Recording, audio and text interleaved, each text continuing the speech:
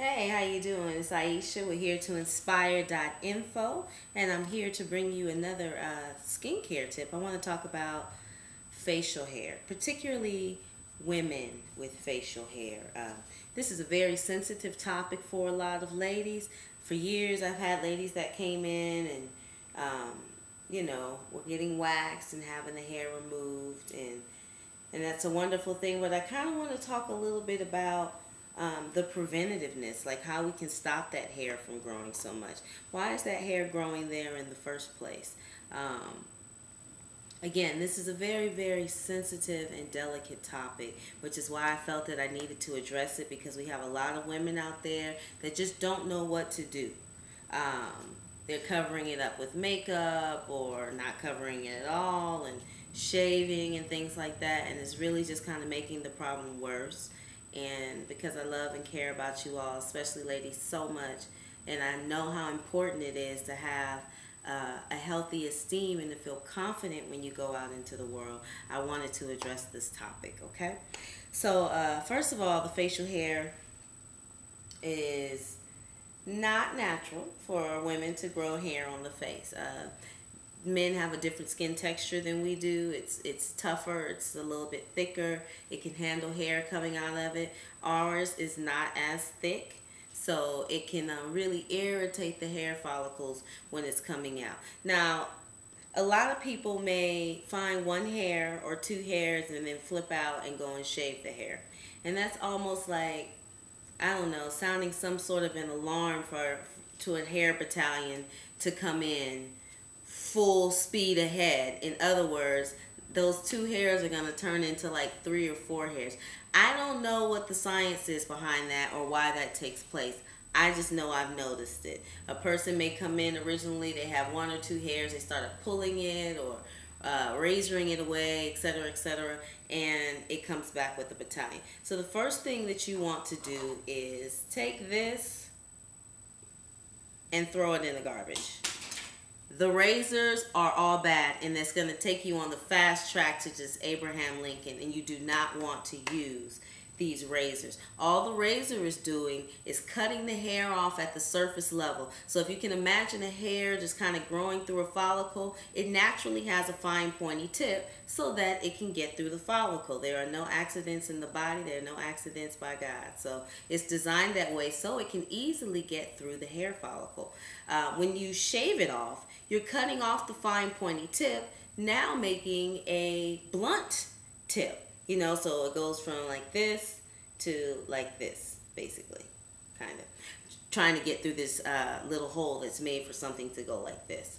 So that's the first thing you want to do, is stop shaving. I know it's like, oh, well, what do I do, Aisha? I don't want to run around with all this hair on my face. I recommend having it waxed. There are some women that don't have an issue with the pain and they don't mind being threaded. The process is the same, and what that's doing is taking the hair and removing it completely from the hair follicle. That way you don't have, you're not cutting it off at the edge, cutting it off. It's taking the whole hair out. So now an entire hair has to grow back, fine pointy tip and all.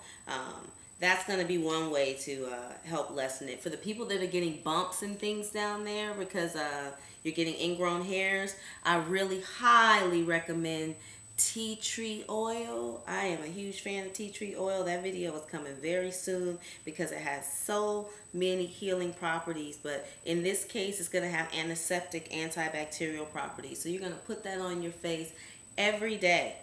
Every single day. You can use this on razor bumps. It's really, really good for killing the bacteria that's inside of there and allowing your skin to heal on that. Tea tree oil is the first thing. Okay, you can get that at drugstore, health food store. I have a link coming soon on my website. You'll be able to order it for me, whatever's most convenient for you, but it's pretty readily available, so make sure you get some tea tree oil. So stop shaving. Get yourself some tea tree oil and begin to exfoliate that area. I don't know if you noticed, if you've been shaving for a while, the area can start to get dark. That's because the skin cells are building up there in that area to protect, you're shaving it. So every time you remove a dead skin cell, a new one is reborn. So you kind of have sped up the process there. It's just getting thicker. So you want to start to exfoliate that area, because it's been being shaved and just irritated and hyperpigmentation may have begun. Exfoliate with something simple. You can get some sugar and olive oil and just do small circles daily after you wash your face. Follow up with your tea tree oil, whatever moisturizer it is that you may use, okay?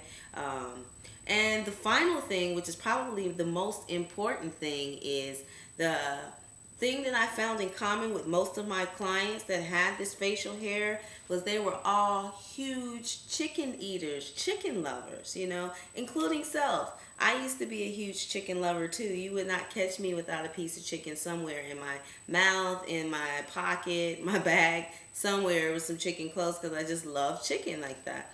And I remember finding a hair on myself. Like, I found a hair and screamed like, ah, because I just figured I was going to be exempt from that whole thing. And not realizing that a lot of it was the chicken, because they're putting hormones in our precious little chickens now to make them grown in a very short period of time. So instead of a chicken taking, you know, however long, 9 months, 10 months to be grown, it's grown in like 2 months or something, like full grown. They're putting these hormones inside of them. We're ingesting those hormones as well. It's raising the testosterone level in our bodies, which is causing us to have more facial hair. So cut down on that chicken. It's really best if you cut it out. I've cut it out, and I've been good, honestly. I haven't really seen those hairs coming back anymore. I don't know if we just had a conversation and the power of the mind worked it out, but I haven't seen it. I haven't had that issue anymore. And I have a couple other clients that have done the same thing, that have cut the chicken either down or out of their diet, and they're seeing a significant difference, okay? So stay tuned for more info. If you need to contact me, you're welcome to visit the website, heretoinspire.info. I have this video, others posted there. Please subscribe to me on the YouTube page. I'm going to keep this information coming, and stay tuned for the benefits of tea tree oil. In the meantime, peace, love one another, and be easy on that chicken. Peace.